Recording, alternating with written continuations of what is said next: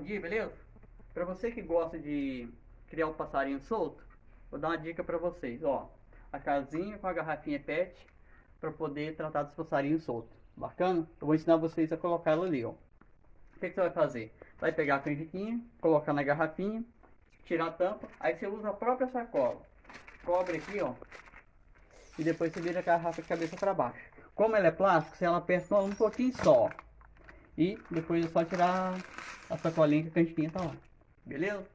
Pra você que gosta de tratar do passarinho solto, vai a dica aí.